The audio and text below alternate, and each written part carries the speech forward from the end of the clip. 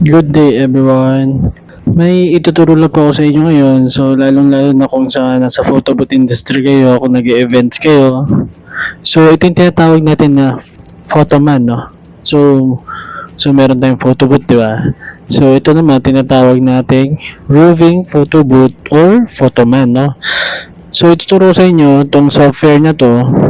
Sa marami kasi naghahanap nito sa akin tong photoman software na to, no?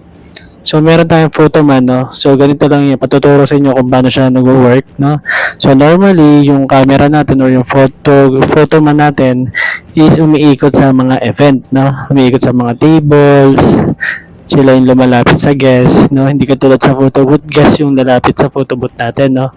So, sa roving photoman, camera or yung photographer natin ang lalapit sa mga guest, no? So, ganito siya nag-work. So, ito yung screen natin. Bale, ang trabaho lang yan is mag-print at mag-print siya ng mga photo na galing sa camera natin na kinuhanan ng photoman natin, no, na may layout na, no.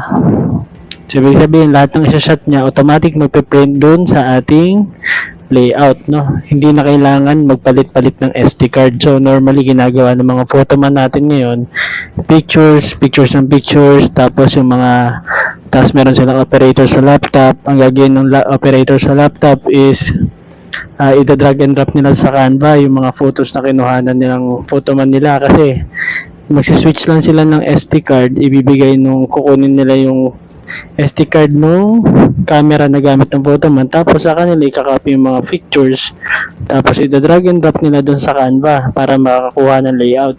So itong software natin, hindi na nila kailangan mag-drag and drop or magtanggal pa ng SD card. Lahat ng kukuhanan ng ating camera automatically is mapiprint na dun sa ating printer na may kasamang layout, no? So testing natin paano siya nag-work, ha. So ito yung pictures natin na nasa kanan, ito yung camera, tapos nasa kaliwa yung layout natin, no?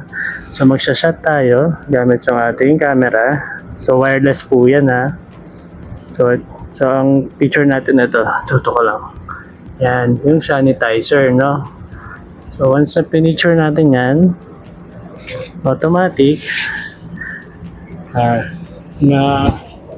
yan, kung napapansin nyo, na-capture na siya ng ating software, tapos automatic magpiprint na po yan, no?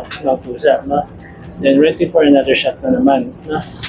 So ganun na po gumagana yung ating software, no? So kung gusto niyo po ng software na to, i-PM nyo lang po ako, no? Hindi nyo na po kailangan ng Breeze software, no? Ito yung normal ginagamit ng mga ating photoman, pero ito hindi po to Breeze software, no?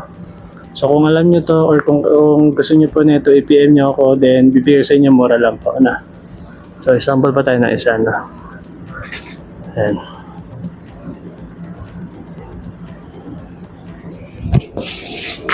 Ayan, no. So ayan, no. Kung nagustuhan nyo yung content natin, please pa-like and subscribe na lang po sa channel natin, no. Thank you for watching.